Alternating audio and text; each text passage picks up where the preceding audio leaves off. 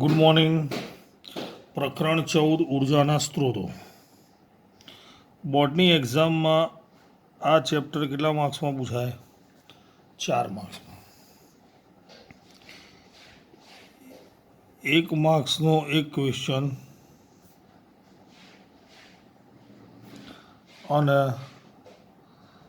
3 માર્ક્સનો એક question. Total કુલ કેટલા marks થયા? 4. હવે સૌથી પહેલો જ પ્રશ્ન છે.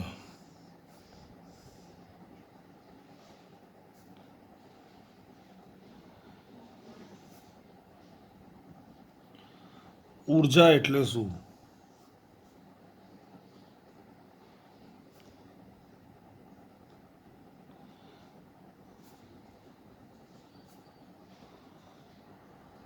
ઉર્જા સંરક્ષણનો નિયમ લખો. ઉર્જા કોને કહીએ છીએ આપણે? કે કોઈ પણ પદાર્થની કાર્ય કરવાની ક્ષમતાને શું કહીએ છીએ? ઉર્જા. કોઈ પણ પદાર્થ હોય કે સજીવ હોય એની કાર્ય કરવાની ક્ષમતાને શું કહીએ છીએ? ઉર્જા. ઉર્જા એટલે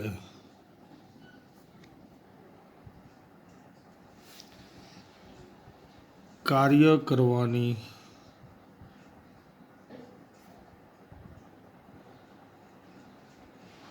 ક્ષમતા. બરાબર.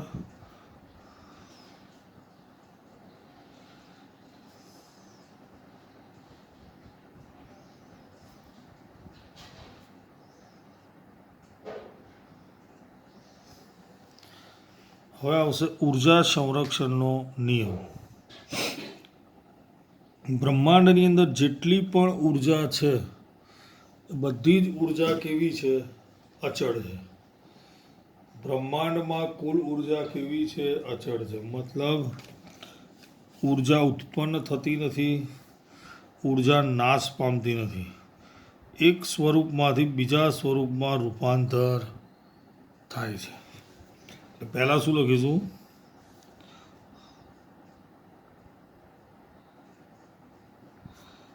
સમગ્ર બ્રહ્માંડમાં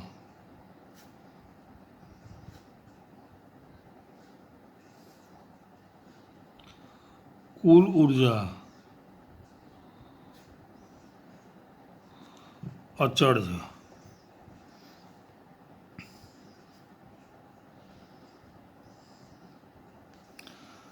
ના તો ઉર્જા ઉત્પન્ન થાય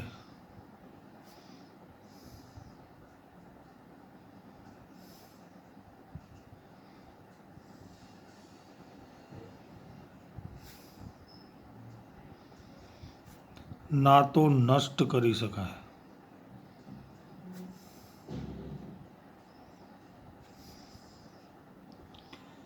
પરંતુ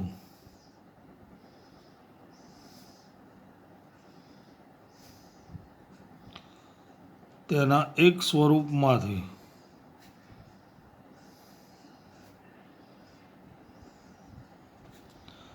બીજા સ્વરૂપમાં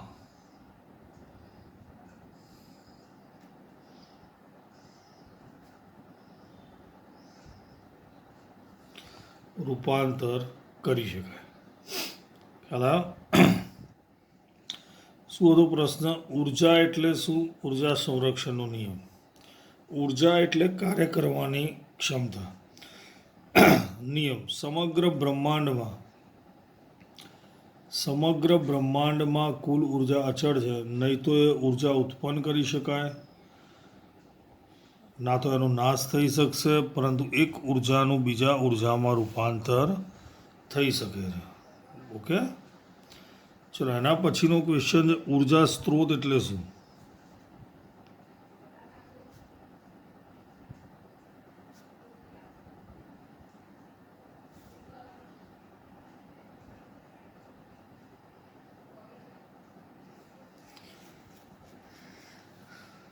વ્યવહારમાં વપરાતી હોય તેવી ઉર્જાના 3 સ્વરૂપ દર્શાવો.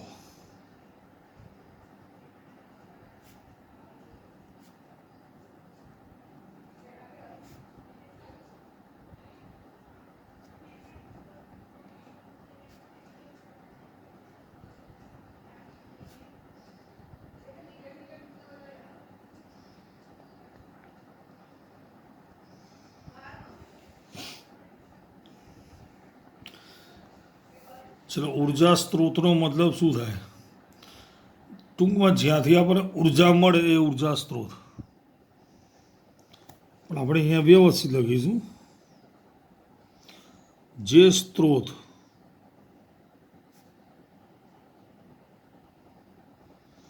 ઉપયોગી ઉર્જાને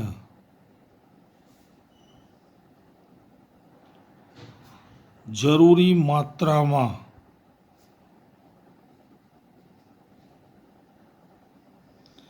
પૂરી પાડવા માટે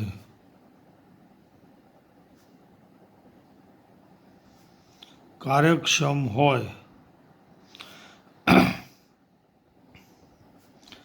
તેને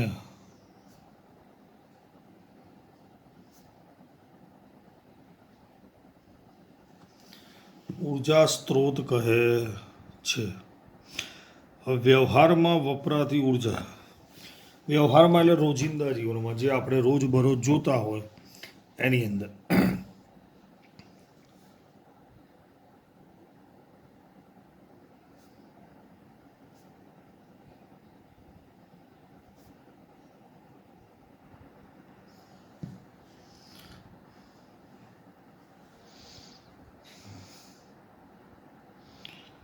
ટ્રેન, ટ્રક જેવા વાહનોમાં બળતણ ઉર્જાનો ઉપયોગ.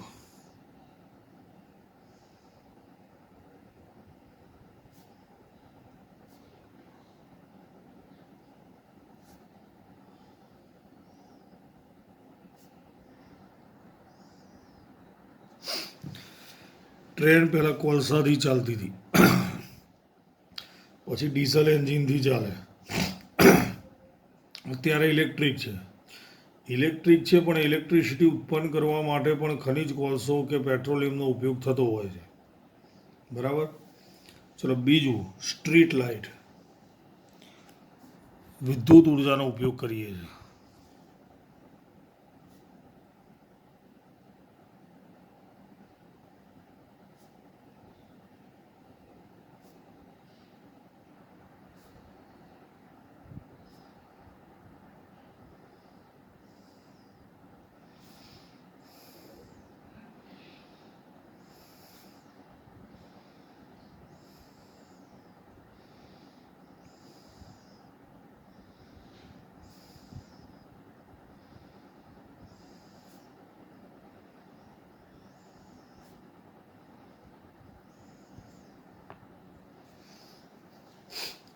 બીજું અને ત્રીજું, જે સાયકલ લઈને સ્કૂલે જવા માટે સ્નાયુ ઉર્જાનો ઉપયોગ થાય છે. ટૂંકમાં સાયકલ ચલાવવા માટે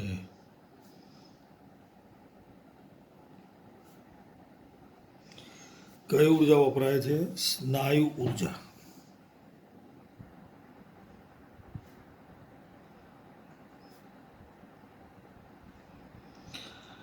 આ કેવા ઉર્જા સ્ત્રોત છે? પેલા ઉર્જા, જે સ્ત્રોત ઉપયોગી ઉર્જાને જરૂરી માત્રામાં પૂરી પાડવા માટે કાર્યક્ષમ હોય તેને ઉર્જા સ્ત્રોત કહે છે. વ્યવહારમાં વપરાતી ઉર્જા, ટ્રેન, ટ્રક જેવા વાહનોમાં બળતણનો ઉપયોગ, સ્ટ્રીટ લાઇટ જેવા વીજ ઉપકરણો ચલાવવા વિદ્યુત ઉર્જાનો ઉપયોગ, સાયકલ ચલાવવા માટે સ્નાયુ ઉર્જા વપરાય છે. ખ્યાલ આવી ગયો? હવે કોઈ પણ બળતણ તરીકે ઘણી બધી વસ્તુઓનો ઉપયોગ થાય છે, પણ એમાંથી કયું બળતણ આપણે વાપરવું જોઈએ અને કેમ વાપરવું જોઈએ, એ કોઈ પણ બળતણની પસંદગી કરતી વખતે આપણે આપણી જાતને કેવા પ્રશ્નો પૂછીશું?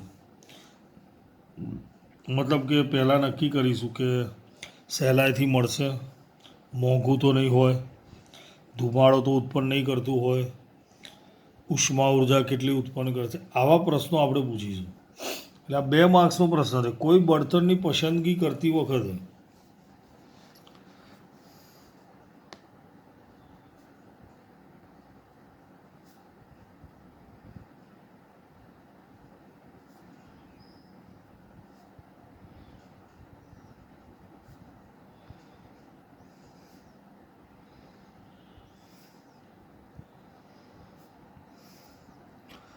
કેવા પ્રશ્નો પૂછવા જોઈએ?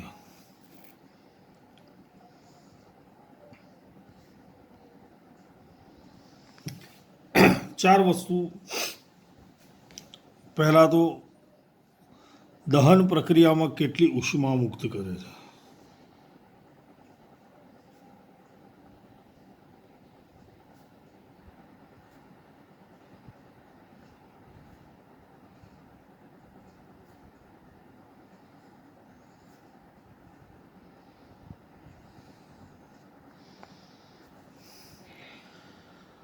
શું મોટા પ્રમાણમાં ધુમાડો ઉત્પન્ન કરે છે.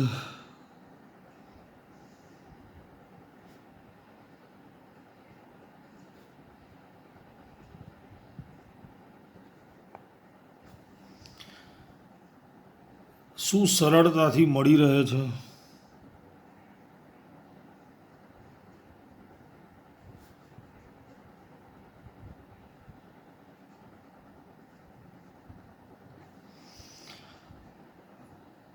ખર્ચાળ તો નથી ને.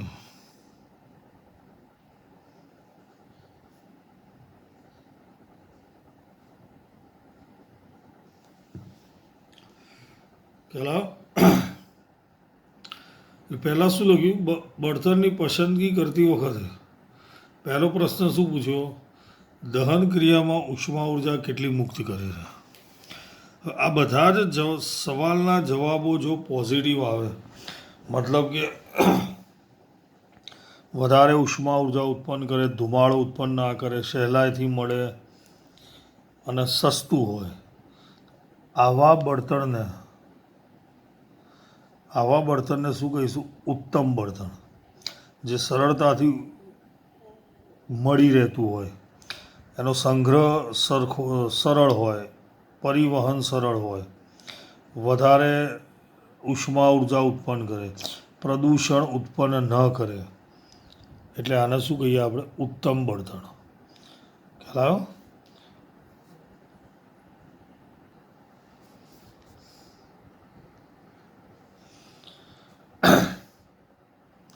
ઉત્તમ બળતણ કોને કહેવાય.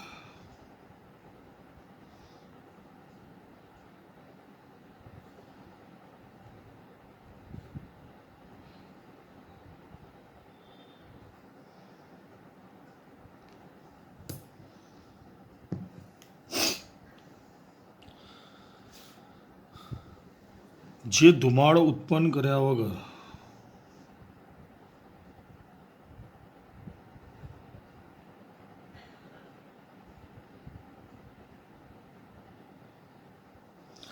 સંપૂર્ણ દહન થાય.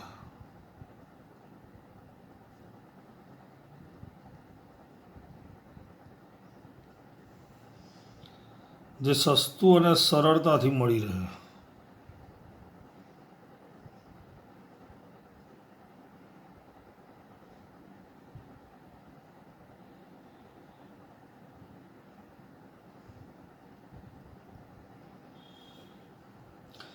જેનું દહન ઓછું અને ઉષ્મા વધુ મળે.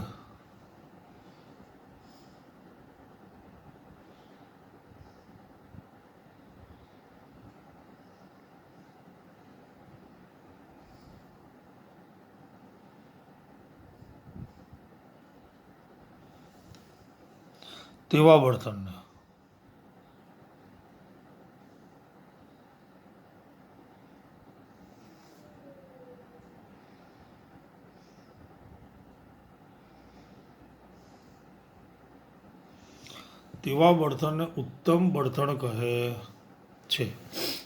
સમજ પડી. જે ધુમાડો ઉત્પન્ન કર્યા વગર સંપૂર્ણ દહન કરે, સસ્તું અને સરળતાથી મળી રહે, દહન ઓછું થાય અને ઉષ્મા ઉર્જા વધારે. મતલબ ઓછું પદાર્થ, 1 કિલોગ્રામ પદાર્થ સળગાવવાથી જે વધારે ઉષ્મા ઉર્જા ઉત્પન્ન કરે, એવા બળતણને આપણે શું કહીશું, ઉત્તમ બળતણ.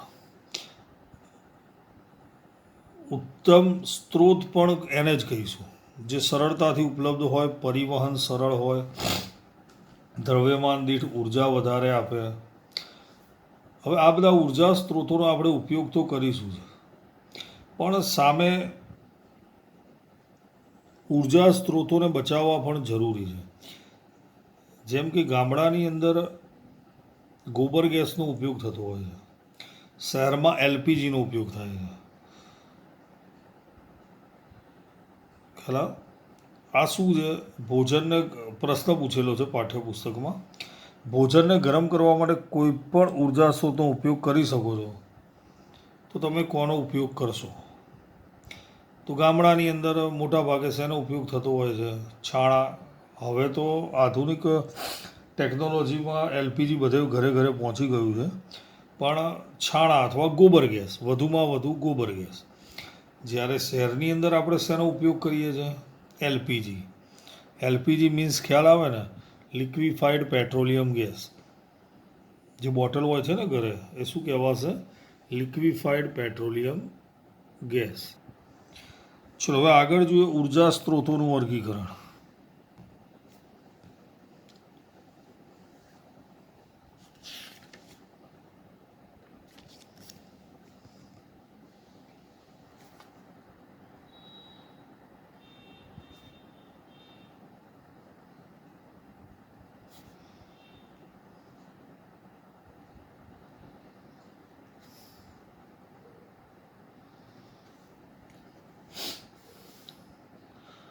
બે રીતે થાય છે, પરંપરાગત અને બિન પરંપરાગત.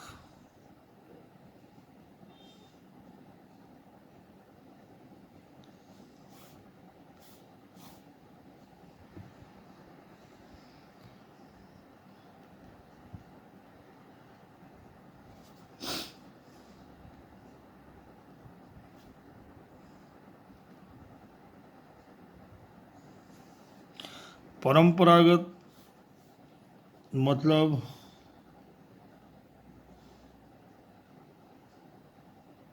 અશ્મિ બળતણ,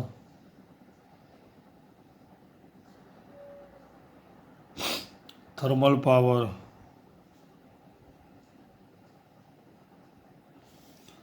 જળ વિદ્યુત.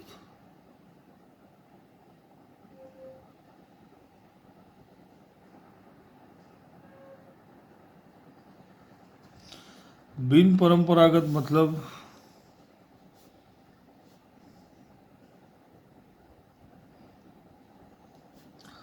ન્યુક્લિયર ઉર્જા,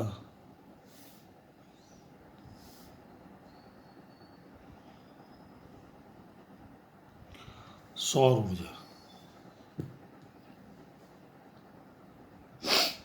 પરંપરાગત એટલે જેનો ઉપયોગ વર્ષોથી થતો આવ્યો છે અને જે વારંવાર આપણે એનો ઉપયોગ કરી શકીએ છીએ. બિન પરંપરાગત મતલબ જેનો વર્ષોથી ઉપયોગ થતો નથી, પણ ટેકનોલોજી નવી નવી વિકસાઈ એટલે હવે એનો ઉપયોગ થાય છે.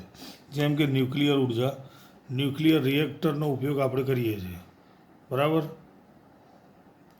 ન્યુક્લિયર રિએક્ટરનો ઉપયોગ આપણે કરીએ છીએ, પહેલાં નહોતા કરતા, કારણ કે ત્યારે આપણી પાસે એવી ટેકનોલોજી નથી. ટેકનોલોજી શોધાયા પછી હવે આપણે એનો ઉપયોગ કરીએ છીએ. સૌર ઉર્જા પણ એવું જ છે.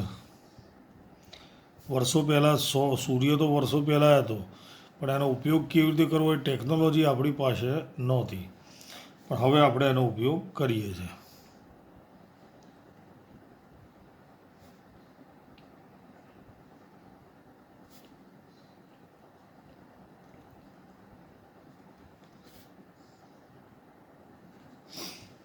ચલો એના પછી જે અશ્મિ બળતણ એટલે શું?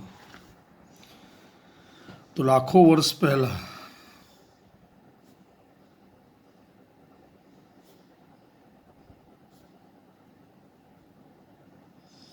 વનસ્પતિ અને પ્રાણીઓ પૃથ્વીના પેટાળમાં દટાયા.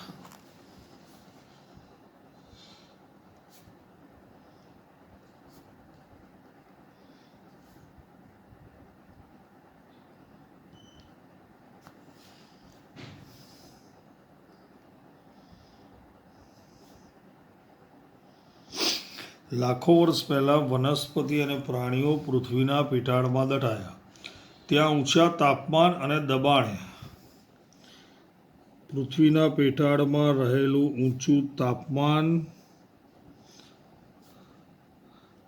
અને પોપડાનું જે લાગે તે દબાણ એ તેમાંથી કોલસો અને પેટ્રોલિયમ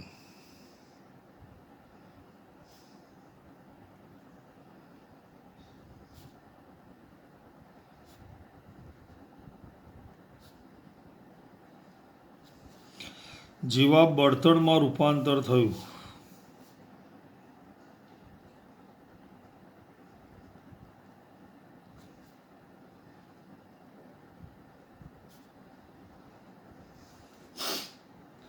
જેને અશ્મિ બળતણ કહે છે.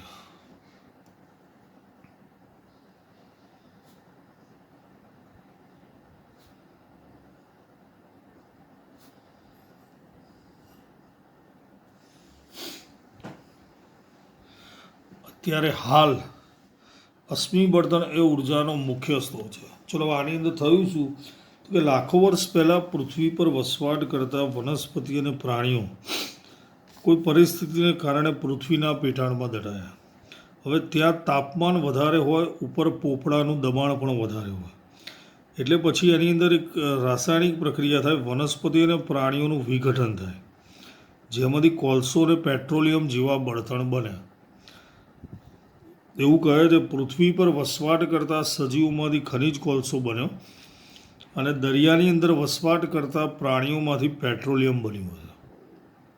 કારણ કે પેટ્રોલિયમ ચીકણું હોય છે અને દરિયામાં વસવાટ કરતા પ્રાણીઓનું ઉપરનું શરીર પણ એવું જ કંઈક હોય છે. ચલો અત્યારના ટેકનોલોજીના જમાનામાં બળતણનો મુખ્ય સ્ત્રોત અશ્મિભૂત બળતણ છે.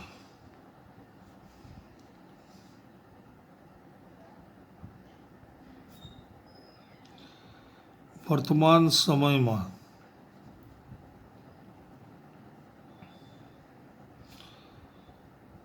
અશ્મિભૂત બળતણ ઉર્જાનો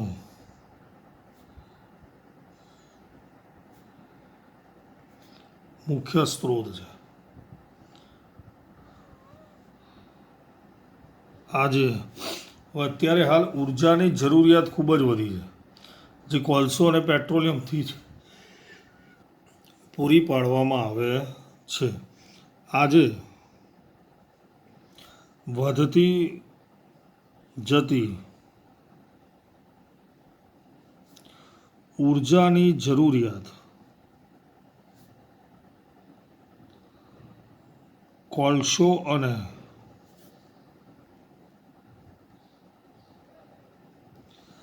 પેટ્રોલિયમ ને લીધે જ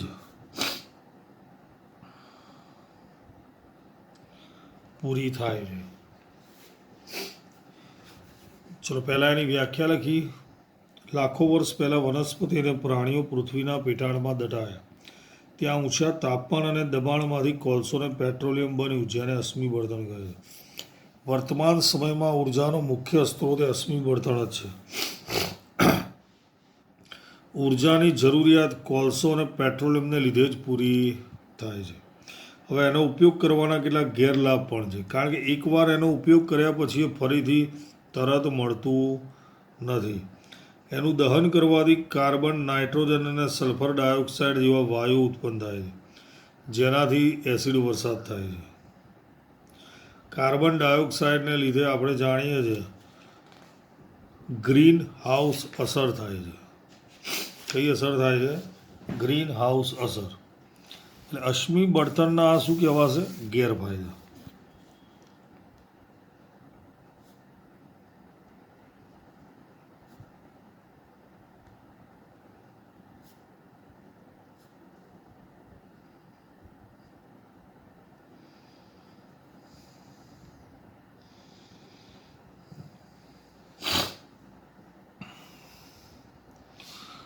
તે પુનઃ અપ્રાપ્ય ઉર્જા સ્ત્રોત છે.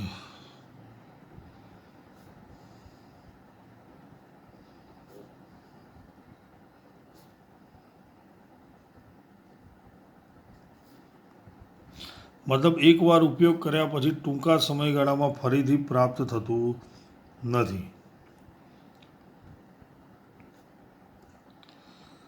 તેના દહનથી કાર્બન અને નાઇટ્રોજનના સંયોજનો તથા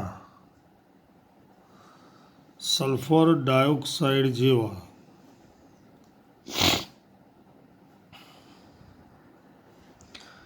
વાયુ ઉત્પન્ન થાય છે.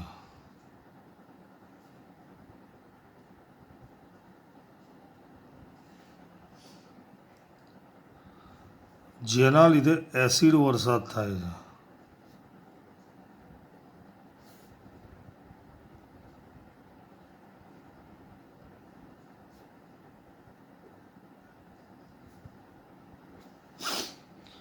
અને કાર્બન ડાયોક્સાઇડને લીધે ગ્રીન હાઉસ અસર પણ સર્જાય છે.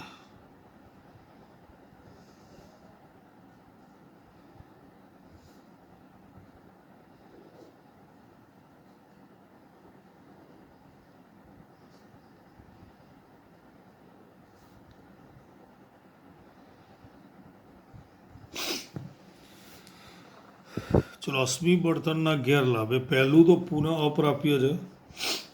તેના દહનથી જે વાયુ ઉત્પન્ન થાય તેમાં કાર્બન, નાઇટ્રોજન અને સલ્ફર ડાયોક્સાઇડ જેવા વાયુ હોય છે, જેના લીધે એસિડ વર્ષા થાય છે. કાર્બન ડાયોક્સાઇડના લીધે ગ્રીન હાઉસ અસર પણ થાય છે. 7 ક્વેશ્ચન આપણે ટોટલ ભણ્યા. પહેલાં તો બોર્ડની એક્ઝામમાં પાર્ટ કેટલા માર્ક્સમાં પૂછાય? 4 માર્ક્સમાં. સેક્શન એમાં એક ક્વેશ્ચન પૂછાય, મતલબ ખાલી જગ્યા ખરા ખોટા ગમે તે. સેક્શન સીમાં એક પ્રશ્ન પૂછાય જે ફરજિયાત હશે, એની ઓરમાં બીજો પ્રશ્ન હોતો નથી. સૌથી પહેલાં આપણને કીધું છે ઉર્જા એટલે કાર્ય કરવાની ક્ષમતા. સમગ્ર બ્રહ્માંડમાં કુલ ઉર્જા અચળ છે. બ્રહ્માંડની અંદર રહેલી કુલ ઉર્જા કેવી છે? અચળ. ઉર્જાને આપણે ઉત્પન્ન કરી શકતા નથી, એનો નાશ પણ કરી શકતા નથી. એક ઉર્જામાંથી બીજી ઉર્જામાં રૂપાંતર થઈ શકે છે. જે સ્ત્રોત ઉપયોગી ઉર્જાને જોઈએ તેટલી માત્રામાં પૂરી પાડવા માટે કાર્યક્ષમ હોય તેને આપણે ઉર્જા સ્ત્રોત કહીએ છીએ. આપણે વ્યવહારમાં ઉર્જા ક્યાં વાપરીએ છીએ? તો કે ટ્રેન, ટ્રક જેવા જે વાહનો છે એમાં બળતણનો ઉપયોગ થાય. સ્ટ્રીટ લાઇટમાં, સાયકલ ચલાવવા માટે સ્નાયુ ઉર્જા જોઈએ. કોઈ પણ બળતણ પસંદ કરવું હોય તો આપણે શું અંદર હોવું જોઈએ? તો પહેલાં આપણે જાણવું પડશે દહન પ્રક્રિયામાં કેટલી ઉષ્મા મુક્ત કરે છે, ધુમાડો કે વાસ ઉત્પન્ન કરે છે, સહેલાઈથી મળી રહે છે, સૌથી અગત્યનું આ છે. અને બીજું અગત્યનું આ, શું તે ખર્ચાળ છે? જે ધુમાડો ઉત્પન્ન કર્યા વગર સંપૂર્ણ દહન થાય, સસ્તું અને સરળતાથી મળે, દહન ઓછું અને ઉષ્મા વધુ હોય એવા બળતણને શું કહીશું? ઉત્તમ બળતણ. ખ્યાલ આવ્યો? આ 4નો જવાબ જો પોઝિટિવ આવે તો ઉત્તમ બળતણ. વધારે ઉષ્મા ઉત્પન્ન કરે, ધુમાડો વાસ ઉત્પન્ન ન કરે, સહેલાઈથી મળી રહે અને સસ્તું હોય, તો આવા બળતણને શું કહેવાય? ઉત્તમ બળતણ.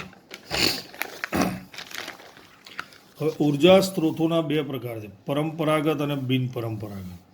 વર્ષોથી જેનો ઉપયોગ થઈ રહ્યો છે અને નજીકના સમયથી જેનો ઉપયોગ થતો હોય. અશ્મિ બળતણ, થર્મલ પાવર, જળ. થર્મલ પાવર એટલે જે જગ્યાએ વીજળી ઉત્પન્ન થતી હોય વરાળની મદદથી.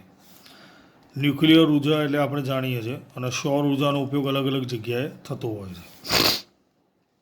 લાખો વર્ષ પહેલાં વનસ્પતિ અને પ્રાણીઓ પૃથ્વીના પેટાળમાં દટાયા. પેટાળમાં રહેલું તાપમાન અને પોપડાના દબાણથી તેમાંથી કોલસો અને પેટ્રોલિયમ જેવા બળતણ બન્યા. તેને આપણે શું કહીએ છીએ? અશ્મિ બળતણ. અશ્મિભૂત બળતણ એ ઉર્જાનો મુખ્ય સ્ત્રોત છે અત્યારે હાલ, કારણ કે બીજો કોઈ સ્ત્રોત અત્યારે હાલ છે નહીં એના સિવાય. બીજો વિકલ્પ છે એનો સૌર ઉર્જા. હાઇડ્રોજન ઉર્જા હજી શોધાઈ રહી છે. વધતી જતી ઉર્જાની જરૂરિયાત કોલસો અને પેટ્રોલિયમને લીધે જ પૂરી થાય છે, પણ એના ગેરલાભ પણ છે. એકવાર ઉપયોગ કર્યા પછી ફરીથી ઉપયોગમાં આવતું નથી. તેના દહનથી કાર્બન, નાઇટ્રોજન, સલ્ફર ડાયોક્સાઇડ જેવા વાયુ હોય છે, જેના લીધે એસિડ વર્ષા થાય છે. ગ્રીન હાઉસ અસર પણ સર્જાય છે. ઓકે.